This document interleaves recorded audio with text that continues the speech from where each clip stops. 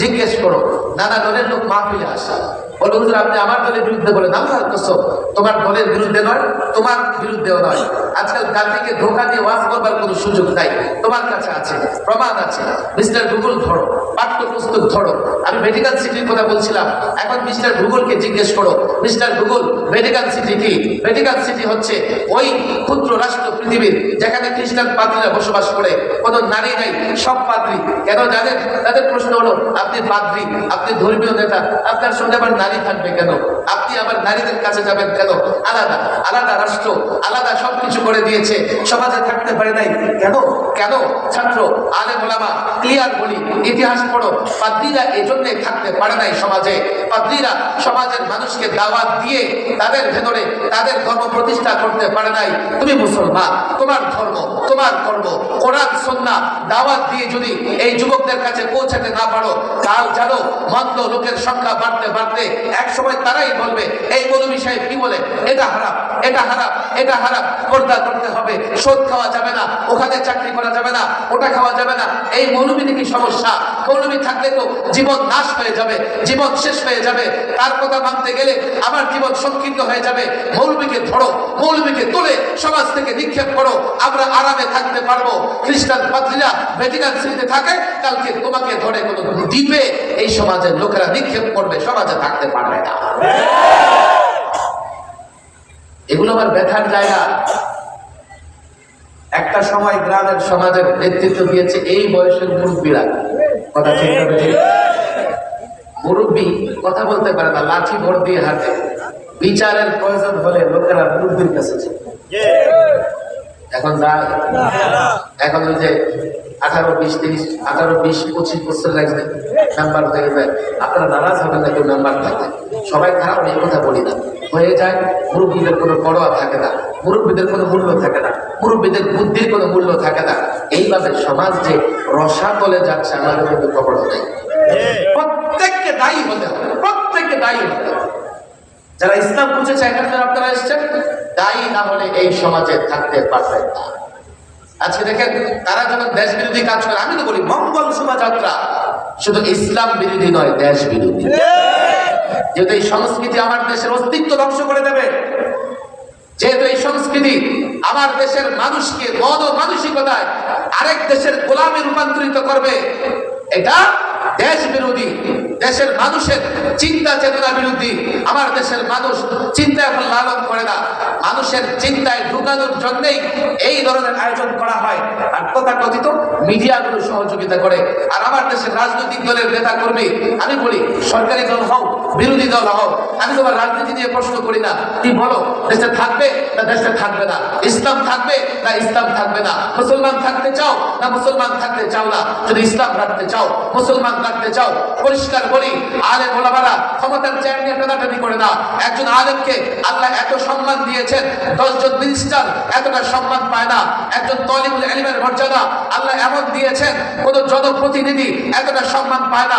তারপরে নেতা কর্মী সামনে তো বড় শ্রদ্ধা করে, পিছনে গেলে গালি দেয়, সম্মান বোধ থাকে না। চোর বলে, লুটেরা বলে, দুর্নীতিবাজ বলে। আলেম ওলামাদের সম্মানের জন্য চেয়ার লাভ করতে হবে না, মন্ত্রিত্ব লাভ করতে হবে না, এমপিত্ব লাভ করতে হবে না। আলেম ওলামারা দেশের মানুষের হৃদয়ে আছে, দোয়ায় আছে। পরিষ্কার বলি, ক্ষমতার চেয়ার নিয়ে টানাটানি করি না।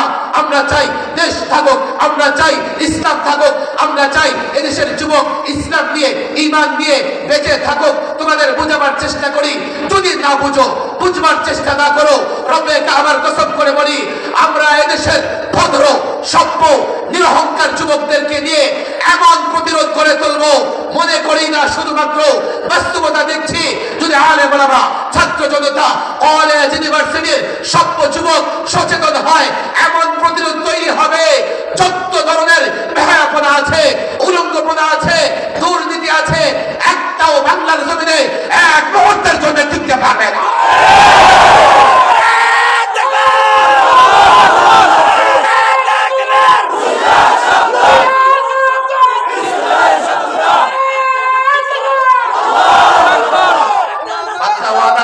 দেখেন, দায়ী না হলে 1 ঘন্টার ওয়াজে ঘরে ঘরে দিনের আলো বুঝবে না। আপনি অবাক হবেন, খ্রিস্টান রাজ্য এখন গোটা দুনিয়ায় ছড়িয়ে গেছে।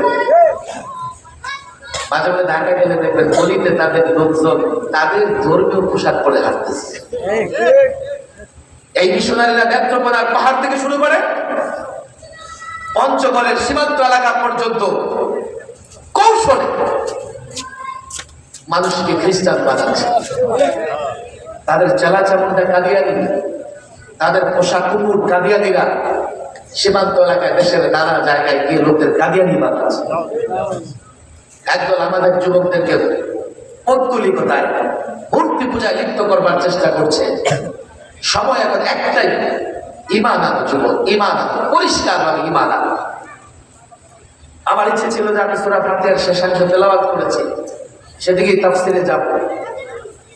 সংগঠনের নাম নেই, আমি বলি কোনো দরকারও নেই। আলেম ওলামারা দেখবেন এখানে যারা যুবক আছে, আগে যুবকরা হাত তুলবে। আমি কোনো রাজনৈতিক ওয়াদা নিব না, ইসলাম শিখবো, ইসলামের দাওয়াত দিব। কলেজ ইউনিভার্সিটি যুবকরা হাত উঠাবো। কলেজের ইউনিভার্সিটির যুবক বা সাধারণ যুবক যারা আছে তোমরা, মাশাআল্লাহ সংখ্যায় তো কম না, সাধারণ যুবকরা হাত উঠাবো, সাধারণ যুবকরা হাত উঠাবো। ইসলাম শিখবা, ইসলামের দাওয়াত দিবা তো ইনশাআল্লাহ। আজ থেকে নিজেকে ইসলামের শিক্ষার্থী, ইসলামের দায়ী মনে করবা, করবা তো ইনশাআল্লাহ। আর এই দায়িত্ব দিবা তো ইনশাআল্লাহ। মাদ্রাসার ছেলেরা হাত উঠাবো। আমি মাদ্রাসার ছেলেদের কাছে আমার দাবি বেশি, তোমাদের কাছে আমার অনুরোধ, সমাজের ফয়লাভে মিশে যাবে না, নিজে ওহীর ফয়লাভ স্রোত তৈরি করো। ওহী ভিত্তিক জ্ঞান দিয়ে সমাজকে ভাসাতে হবে। সমাজ চার ছক্কার থেকে দৌড়ায়, সেদিকে দৌড়াবে না। তুমি তোমার চিন্তা, ওহী চিন্তা, ঐশী চিন্তা দিয়ে সমাজকে সাজাতে হবে। মুরব্বীরা হাত উঠান, মুরব্বীদের কাছে অনুরোধ, এই কাজে সহযোগিতা করবেন তো ইনশাআল্লাহ, করবেন তো ইনশাআল্লাহ। হাত নামান, এতটুকু যদি আপনারা মানেন, আমি মনে করি আমার এখানে ওয়াজে আসা সার্থক। আর এই দোয়া সূরা ফাতিহার শেষে আমরা দোয়া করি কি করি না? তাফসিরে যাব না। ইহদিনাস সিরাতাল মুস্তাকিম, খেয়াল করবেন, ইহদিনা আমাদেরকে দেখাও, সিরাতাল মুস্তাকিম, সিরাত মানে পথ, মুস্তাকিম মানে হলো সরল সোজা।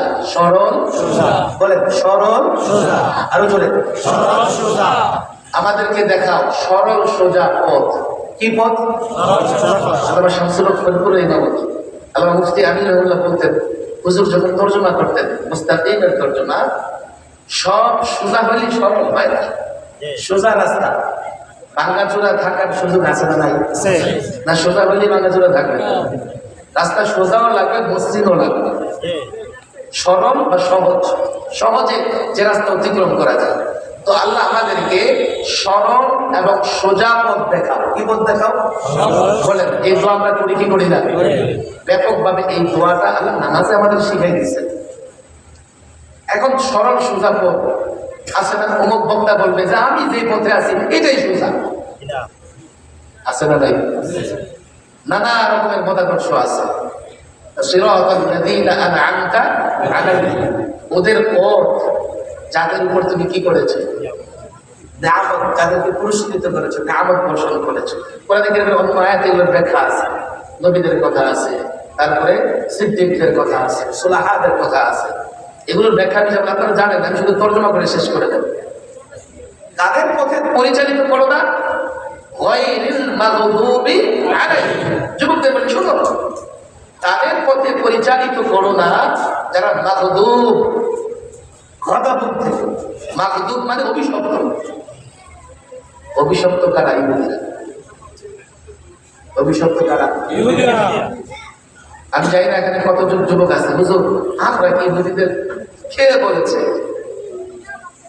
আমি এখন বললে মাহফিল থাকবে না। হুজুর এত কড়া কথা আপনি বলেন? ইহুদিদের পথে কোনোভাবেই পরিচালিত হওয়া যাবে না। ইহুদিদের সঙ্গে প্রকাশ্যে কিংবা গোপনে কোনোভাবেই সম্পর্ক রেখে যাবে না।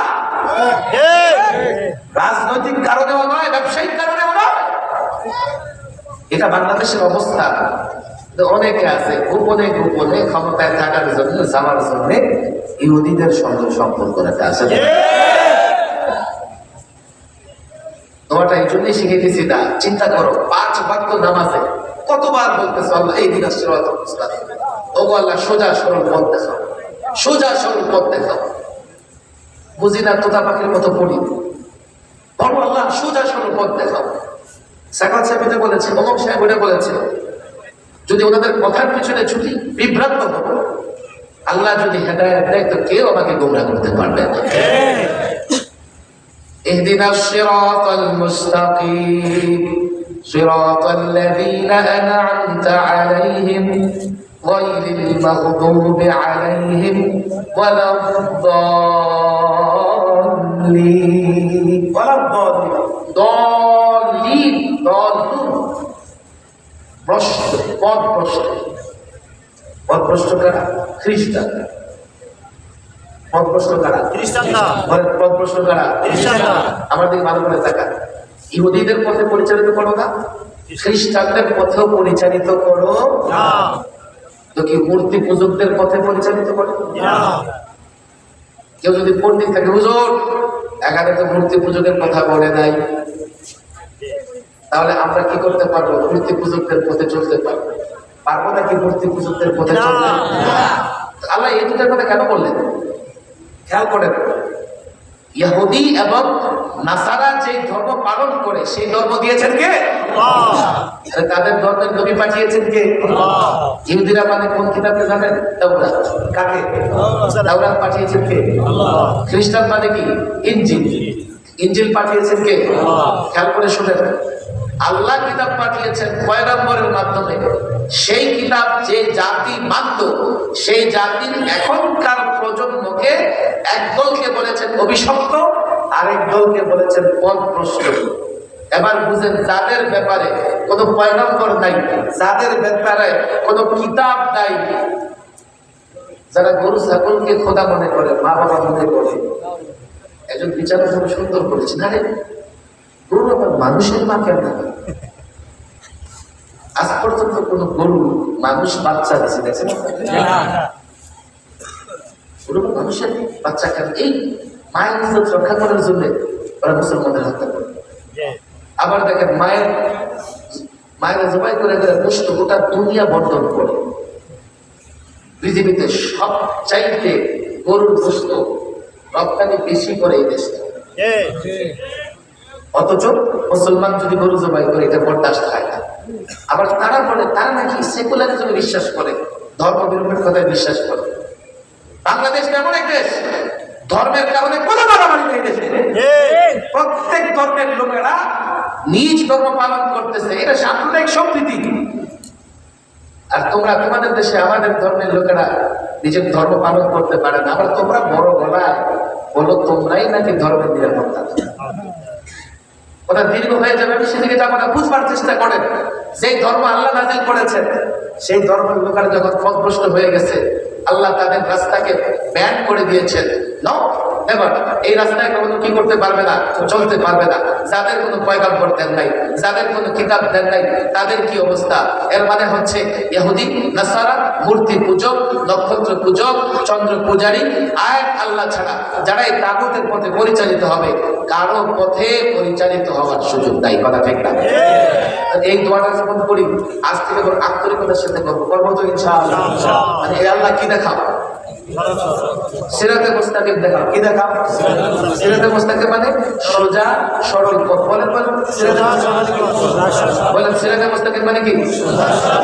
মাটিতে দাগ দিয়েছে, লম্বা একটা দাগ, আবার ডানে বায়ে কিছু দাগ দিয়েছে। আল্লাহু আকবার। রাসূল এটা হচ্ছে সিরাতে মুস্তাকিম। ডানে বায়ে যাওয়া যাবে না, এক ইসলামের উপর অবিচল থাকতে হবে। যদি থাকি দুনিয়ারও কল্যাণ হবে, আখিরাতেরও কল্যাণ হবে। কথা ঠিক না? থাকবো তো ইনশাআল্লাহ ইসলামের উপর। অনেক রাত হয়ে গেছে, মাওলানা আবু মুসা সাহেব আছেন, আবু মুসা সাহেব উনি কিছু কথা বলবেন। আমি শুধুমাত্র যেহেতু তাৎক্ষণিক প্রসঙ্গ চলে আসছে, আমি আগে থেকে সিদ্ধান্ত নিয়ে বয়ান করতে পারি। আমার মনে হলো যে নাম ছাড়া একটা সংগঠন যে সুন্দর একটা মাহফিল করছে, ওনারা কিছু কর্মসূচি দিবে। তাই আমাদের মাদ্রাসার ছাত্র যখন বলতে বাড়ি আসে, আমাদের ছেলেরা তোমার কদিন পরে বাড়ি আসবে না? কয়দিনের ছুটি দিয়ে আসবা? কমপক্ষে 10 দিনের। কয়দিনের? 10 দিন অন্তত 10টা ভালো কাজ করো। এক মসজিদে, অন্তত একটা মসজিদে মাগরিবের পরে হাতে পায়ে ধরে একজন মুসল্লি যদি থাকে, আল্লাহর কসম করে বলে ঢাকা থেকে আমি আসছি, যদি একটা মানুষ বসে থাকতো এখানে আমি ঢাকায় করতাম আসতো। একটা মানুষ যদি আমার দ্বারা হেদায়েত পায় যথেষ্ট। গোটা জিন্দিগি দাওয়াতি কাজ করে এমনও হতে পারে কেউ একজন কি করতে পারে, বুখারী হাদিস আছে, অনেক নবী আছেন কিয়ামতের মধ্যে একা উঠবে, একা গোটা জিন্দিগি দাওয়াত দিয়েছে কিন্তু কেউ তার দাওয়াত গ্রহণ করে না। কোন কোন নবী আসবেন দুজন, কারোর সাথে তিনজন, কারোর সাথে চারজন। এটা ব্যর্থতা নয়, দাওয়াত দেওয়া আমার কাজ, সে গ্রহণ করুক আর না করুক। আমি যখন দাওয়াতি কাজ করবো সওয়াব আমার দৃষ্টি, সওয়াব আমার দৃষ্টি, কেউ আসুক আর না আসুক। এই 10টা দিনে আমি মনে করি এই ছেলেরা, এই সংগঠন নাম দরকার নাই, একটা এলাকায় দেখো মাদ্রাসা কর্মীর ছাত্রদের বলি ফেতনা দেখো, চতুর্দিকে ফেতনা, চতুর্দিকে ফেতনা, চতুর্দিকে বিদআতীদের ফেতনা, তারপরে গায়রে মুকাল্লিদিনদের ফেতনা, এক এক ফেতনা এত ভয়াবহ রূপে আসতেছে। কেউ তোমার স্কুল পড়া যুবকরে টেনে হেঁচড়ে ইসলাম থেকে বের করে দিচ্ছে, কেউ ব্যবসায়ীকে টেনে হেঁচড়ে ইসলাম থেকে বের করে দিচ্ছে। তুমি কিন্তু নিজের ইমান নিয়ে বিনানে আছো। না না না, জাতির ইমানের পাহারাদারি করো, জাতির আমলের পাহারাদারি করো, এই দায়িত্ব দাও। হতে পারে কোনদিন দেখা হতে দরকারও নেই দেখা হওয়া, নিজেরা তোমরা বসো, সমাজের সয়লাবে ভাসবে না। আমি এই মাদ্রাসার ছেলেদের বলি তোমাদের কাছে আমার বড় আশা, আর তোমরা তোমাদের কাছে ইসলামটাকে নিরাপদ রেখে যাবো, এই জন্যই তো ত্যাগ কুরবানি দিচ্ছি, যাতে পরবর্তীতে তোমরা যারা সমাজের দায়িত্ব নিবা, ধর্মীয় প্রতিষ্ঠানের দায়িত্ব নিবা, তোমরা যাতে ইসলামটাকে অবিকল পাও, তোমাদের পথ যেন মসৃণ থাকে। তোমরা যদি না বুঝো তা আমরা তো মনে করবো যে আমাদের এই কষ্টের কারণে হতাশা বাড়বে। তোমরা বুঝো, ছাত্র জীবন থেকে দাওয়াতি কাজের দায়িত্ব দাও, ছাত্র জীবন থেকে মহল্লায় দাওয়াতি কাজের মেহনত করো, কর্মসূচি ঘোষণা করো। আল্লাহ তাবারক ওয়া তাআলা তোমাদেরকে তৌফিক দান করুন। আলোচনা একটু লম্বা হয়ে গেছে, মরণ আসছে। আচ্ছা আচ্ছা, মরণ আসছে, মরণ নিয়ে আসে। আচ্ছা দেখো আমি